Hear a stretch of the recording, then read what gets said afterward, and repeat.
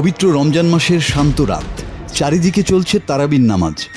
মসজিদে মসজিদে মুসল্লিরা মগ্ন ইবাদতে, কিন্তু ঠিক সেই সময়ে হঠাৎ করে নীরবতা ভেঙে দেয় বিকট শব্দে ছুটে চলা মোটর বাইক। ঘটনাটি রাজশাহী নগরীর মেহেরচণ্ডী ফ্লাইওভার ও রুয়েট সংলগ্ন এলাকায়। গত বুধবার রাতে যখন পুরো এলাকা নামাজে ব্যস্ত, তখনই একদল তরুণ শুরু করে বেপরোয়া বাইক রেসিং আর স্ট্যান্ডবাজি। পরিবর্তিত সাইলেন্সার পাইপ লাগানো মোটর বাইক থেকে বের হতে থাকে ভয়ঙ্কর শব্দ। এতে শুধু রাস্তা নয়, কেঁপে উঠে আশপাশের পুরো এলাকা।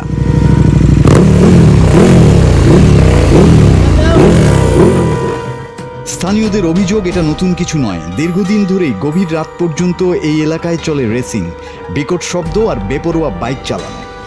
বারবার নিষেধ করা হলেও কোনোভাবেই থামানো যায়নি এসব কিশোর ও তরুণদের। কিন্তু এবার ঘটনাটা ঘটে রমজানের রাতে, তারাবির নামাজের সময়।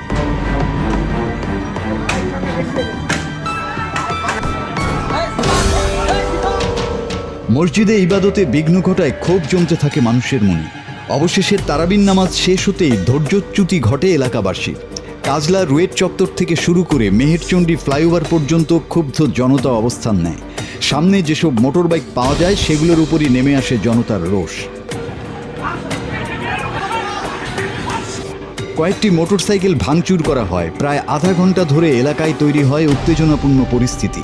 খবর পেয়ে দ্রুত ঘটনাস্থলে পৌঁছে পুলিশ। পরে পরিস্থিতি নিয়ন্ত্রণে আনে আইনশৃঙ্খলা বাহিনী। স্থানীয় বাসিন্দাদের দাবি, রমজানের পবিত্রতা রক্ষা করতে এবং আবাসিক এলাকায় এমন বেপরোয়া রেসিং ঠেকাতে নিয়মিত পুলিশ টহরা বাড়াতে হবে। অন্যদিকে প্রশাসনের পক্ষ থেকেও জানানো হয়েছে, নগরীর আবাসিক এলাকায় রেকলেস বাইক রেসিং বন্ধে কঠোর ব্যবস্থা নেওয়া হবে।